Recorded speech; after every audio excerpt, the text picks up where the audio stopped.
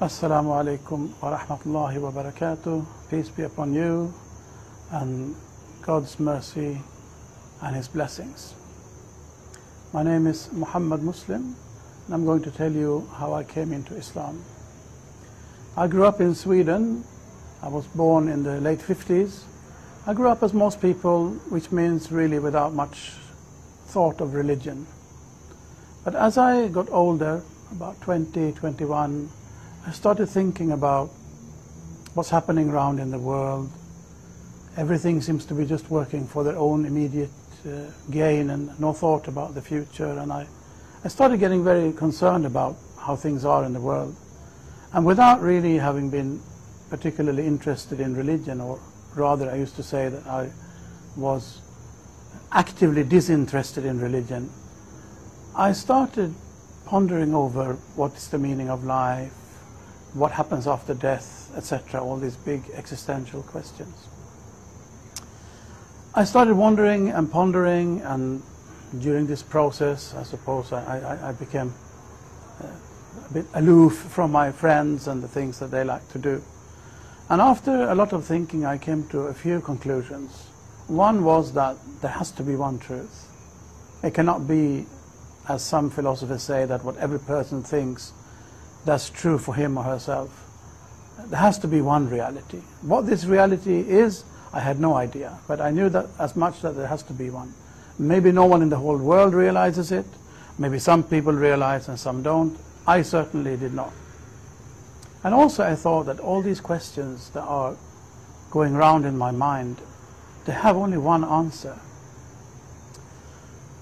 And this one answer will be so simple that 1 and 1 makes 2. It has to be simpler than that.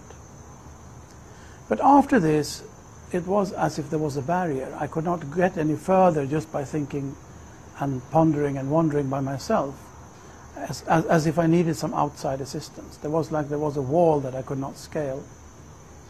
Anyway, during this process, I also quit college for the 4th time, and I went to the north of Sweden where my sister and brother-in-law had a farm. They were trying to live original lifestyle. They used to call them the green wavers, like the green wave. There was a green wave in the 70s, people trying to get back to a more natural way of life.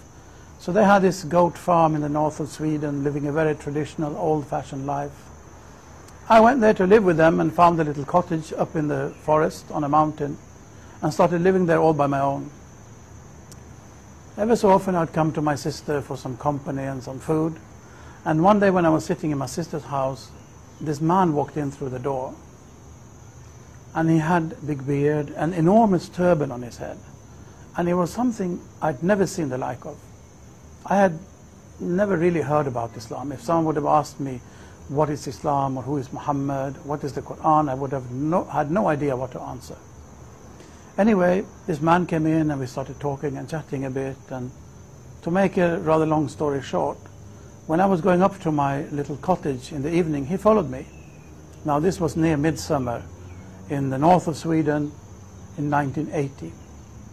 And through this very short and bright summer's night, this man started telling me about Islam. I don't really remember what he said, but I do remember the impression that he left me with. I got this impression that this man, who was rather older than I was at that time, I was 21, he was in his maybe early or even late 40s.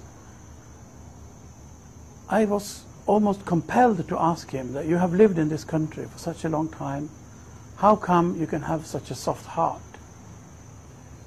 Now this must be rather a strange question to ask someone that you have known for a total of a few hours, but his answer was even more strange, because he said, I don't know if I can explain it, but maybe I can show you.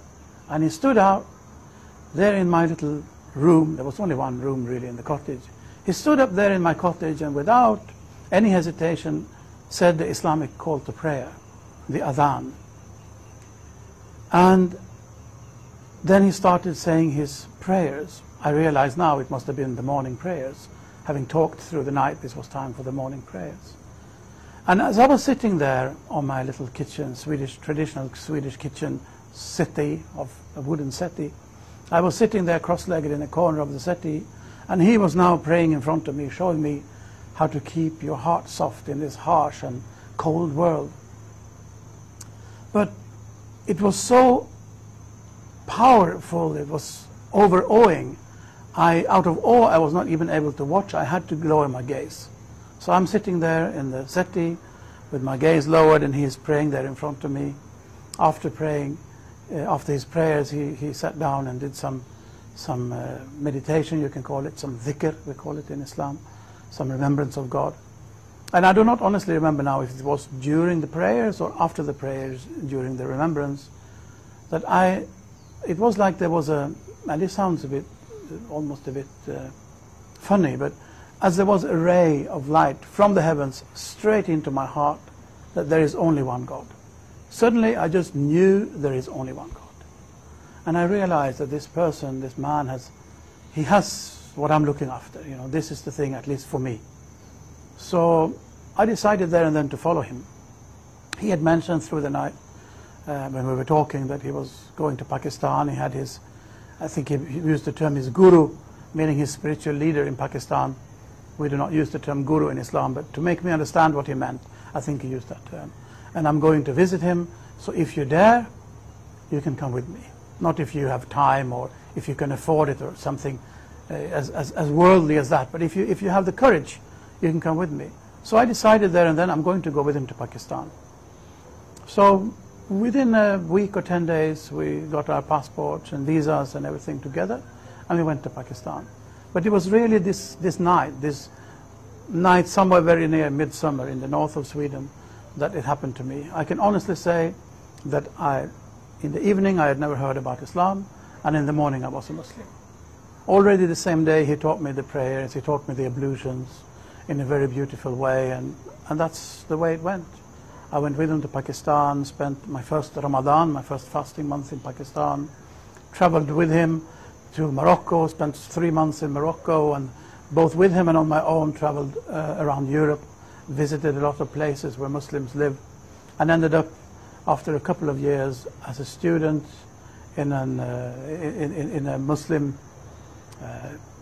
what you call a theological school. I studied basically to become an imam. But the story of my conversion, or my falling into Islam as I prefer to call it, was this one night in the north of Sweden. So at the moment I'm working as the imam in Masjid Aisha in the city center of Stockholm, and I'm also working as a teacher of Islamic studies and Arabic language, among other things, in a Muslim adult education college or a community college, also situated in Stockholm in Sweden.